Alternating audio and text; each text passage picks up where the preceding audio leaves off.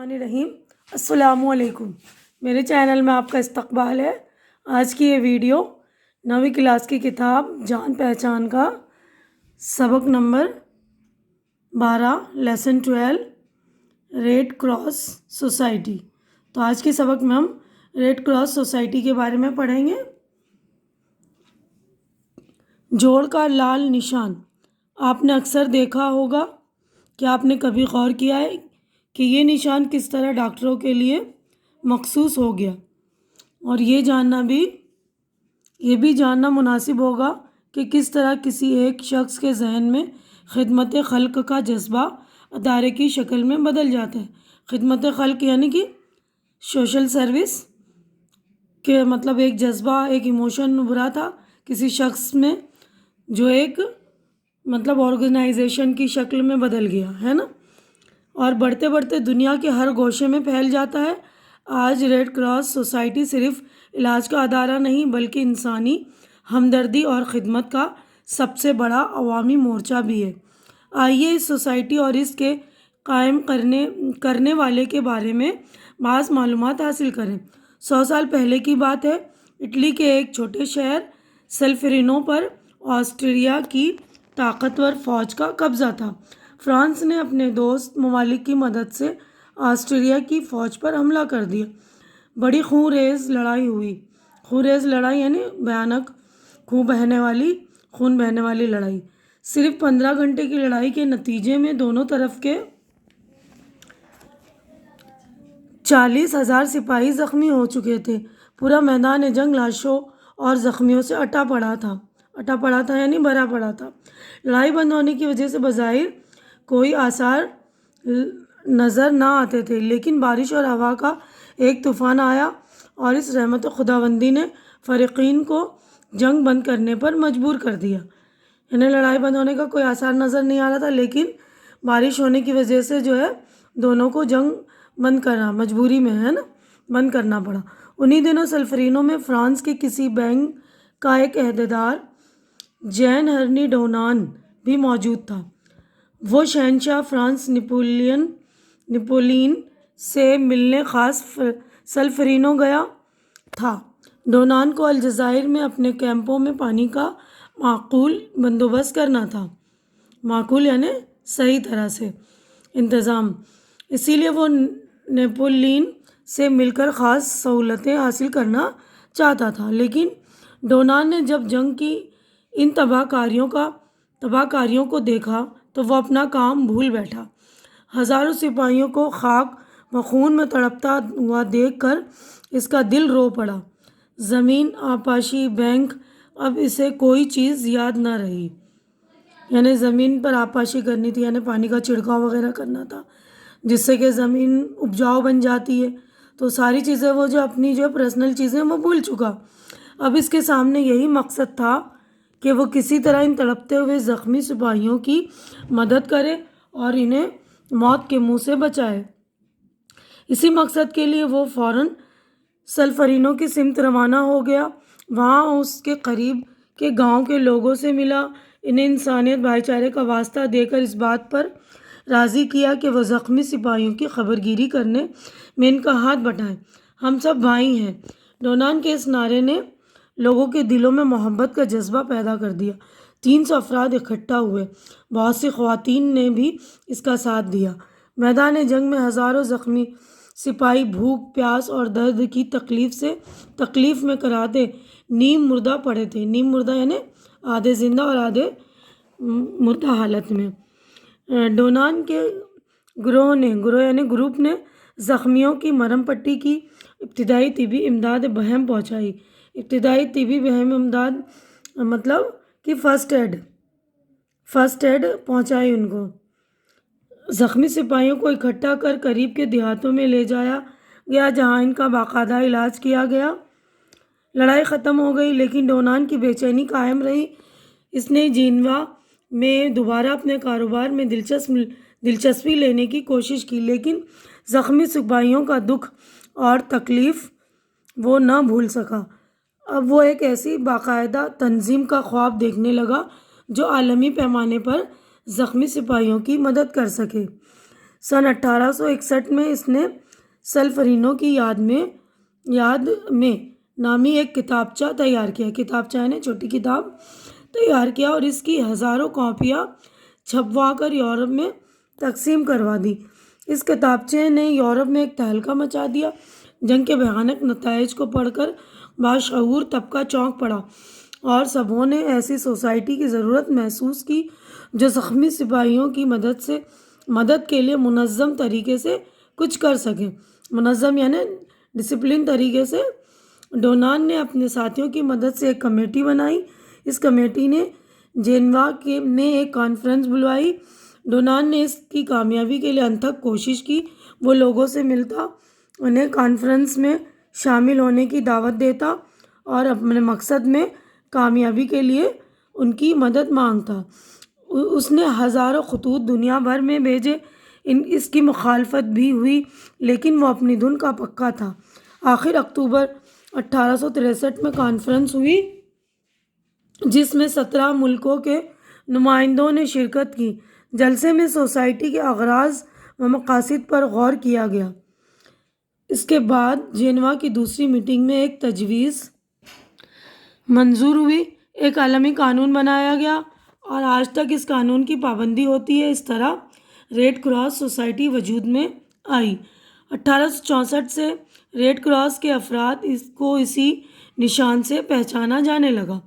Red cross society اس طرح اپنے مقصد میں کامیاب ہوئی اور اس کی ترقی ہوتی گئی، لیکن اس کی کامیابی کے پیچھے ہنری ڈونان کی قربانی کا بڑا ہاتھ ہے۔ ریڈ کراس سوسائٹی کی وجہ سے وہ اپنے کاروبار پر توجہ نہ دے سکا، اس کا کاروبار تباہ ہو گیا۔ سب سے تکلیف دہ بات تو یہ ہوئی کہ ریڈ کراس سوسائٹی نے اسے کچھ عرصے کے لیے نظر انداز کر دیا اور ڈونان کسی نامعلوم جگہ پر چلا گیا۔ 15 سال بعد سوسائٹی کا سالانہ اجلاس روم میں ہوا۔ اجلاس جاری تھا کہ صدر کو کسی اسکول کے ایک معلم کا خط موصول ہوا، معلم یعنی استاد، جس میں ڈونان کا پتہ درج تھا۔ سوسائٹی کے افراد نے یہ محسوس کیا ڈونان کو قابل عزت جگہ دی جانی چاہیے۔ اسے نوبل پرائز دیا گیا، لیکن 15 سال کے اس عرصے میں اس کی صحت کافی گر چکی تھی، وہ دوبارہ صحت یاب نہ ہو سکا۔ آخر 1910 میں اس کا انتقال ہو گیا۔ ریڈ کراس سوسائٹی انسانیت کی خدمت آج بھی اسی طرح کر رہی ہے۔ یہ سوسائٹی دنیا کے ہر ملک میں قائم ہے۔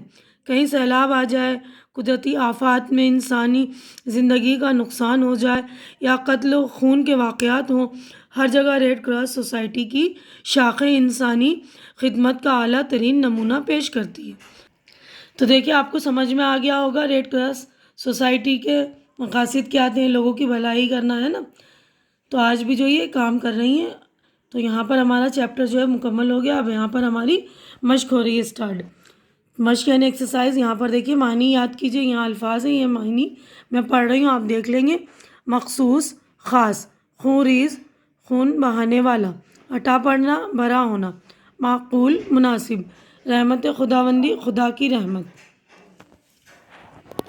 تباہ کاری، تباہی، بربادی، خاک و خون، مٹی اور خون، آب پاشی، سینچائی، واسطہ دینا، دہائی دینا، خبر گیری، دیکھ ریکھ، نیم مردہ، ادمرہ، ابتدائی طبی امداد یعنی first aid, first medical aid, کتابچہ، مختصر کتاب، نتائج، نتیجہ کی جمع، باشعور، عقل والا، تنظیم، ادارہ، سوسائٹی، منظم، باضابطہ، سلسلے سے، مقاصد، مقصد کی جمع، معلم، استاد، تباہ کن، تباہ کرنے والا، برباد کرنے والا، موصول ہونا، ملنا، صحت یاب، بیماری سے اچھا ہونا، آفات، آفت کی جمع، مصیبت۔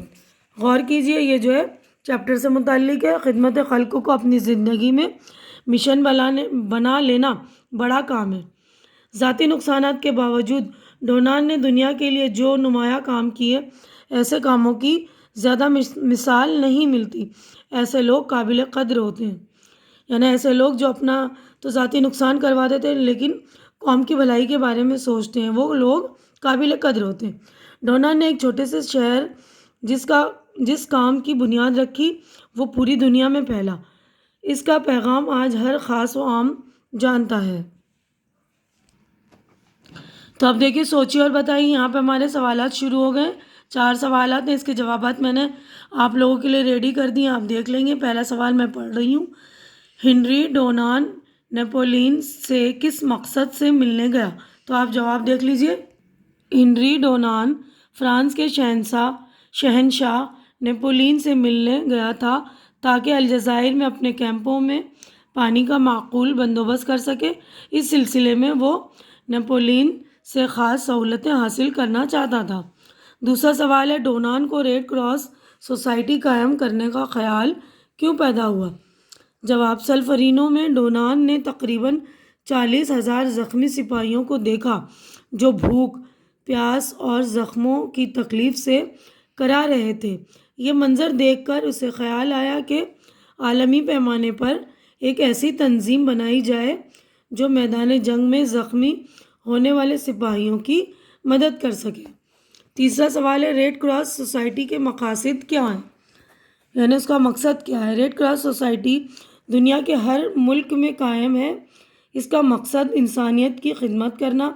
کہیں سیلاب آئے، قدرتی آفات میں انسانی زندگی کا نقصان ہو جائے یا قتل و خون کے واقعات ہوں، ہر جگہ ریڈ کراس سوسائٹی کی شاخیں انسانی خدمت کا اعلیٰ ترین نمونہ پیش کرتے ہیں۔ اب چوتھا سوال ہم دیکھیں گے۔ دیکھیے چوتھا سوال ہے، ڈونان کو کون سا انعام دیا گیا اور کیوں؟ ڈونان کو اس کی اعلیٰ ترین خدمات کے پیش نظر نوبل پرائز دیا گیا۔ اب اگلا کوشچن ہم دیکھتے ہیں، بک کی طرف چلتے ہیں۔ دیکھیے نیچے لکھے ہوئے لفظوں سے جملے بنائیے۔ تو لفظ یہ دے رکھے ہیں، ان سے ہمیں جملے بنانے یعنی سینٹنس بنانے۔ یہ بھی میں نے آپ لوگوں کے لیے ریڈی کر دی، آپ دیکھ لیں گے۔ یہ رہا، دیکھیے، آب پاشی، زمین کو زرخیز بنانے کے لیے آب پاشی کی جاتی ہے۔ نیم مردہ، کورونا کے مریض کبھی کبھار نیم مردہ ہو جاتے ہیں۔ خبر گیری، لاک ڈاؤن کے حالات میں ہمیں ایک دوسرے کی خبر گیری کرنا انسانی فرض ہے۔ معلم، اچھے معلم اپنے طالب علموں سے بہت محبت کرتے ہیں۔ آفات سے جانی اور مالی نقصانات ہوتے ہیں۔ اب اگلا کوشچن ہم دیکھیں گے۔ دیکھیے نیچے لکھے ہوئے لفظوں کے واحد لکھیے، یعنی آپ کو واحد لکھنے، سنگولر لکھنے ہیں۔ دیکھیے یہاں میں نے لکھ دیا آپ لوگوں کے لیے معلومات۔ دیکھیے معلومات، معلوم، ممالک، ملک، نتائج، نتیجہ، افراد، فرد، مقاصد، مقصد، نقصانات، نقصان، خطوط، خط، خدمات، خدمت، آفات، آفت۔ اب نیچے لکھے ہوئے لفظوں کے متضاد لکھیے۔ تو آپ کو متضاد لکھنے، یہ دیکھ لیجئے، دکھ، سکھ، زندگی، موت، جنگ، امن، مردہ، زندہ، مخالف، موافق، اس کے بعد خوشی، غم۔ ٹھیک ہے، اب اگلا ہے عملی کام، یہ پریکٹیکل ورک ہے، آپ کو خود کرنا ہے یہ۔ دیکھیے اپنے علاقے میں موجود ریڈ کراس سوسائٹی کے دفتر میں جا کر اس کے انتظامات کی تفصیل جانیے اور اسے مضمون کی شکل میں لکھیے۔ تو آپ جائیں گے اپنے علاقے میں، دیکھیے کوئی ریڈ کراس سوسائٹی موجود ہے تو وہاں جا کر ان کے انتظامات کے بارے میں پوچھیں گے اور لکھیں گے۔ ٹھیک ہے، تو یہاں پر جو ہمارا چیپٹر ہو گیا ہے مکمل، یہ چیپٹر ہمارا کمپلیٹ ہو جاتا ہے۔ تو آج کی ویڈیو میں بس اتنا ہی۔ اگر میری ویڈیو اچھی لگ رہی ہے تو اسے لائک کیجیے، جو ضرورت مند بچے اس کے درمیان شیئر کیجیے اور میرا چینل سبسکرائب کر کے میری حوصلہ بڑھائیے۔ شکریہ، اللہ حافظ۔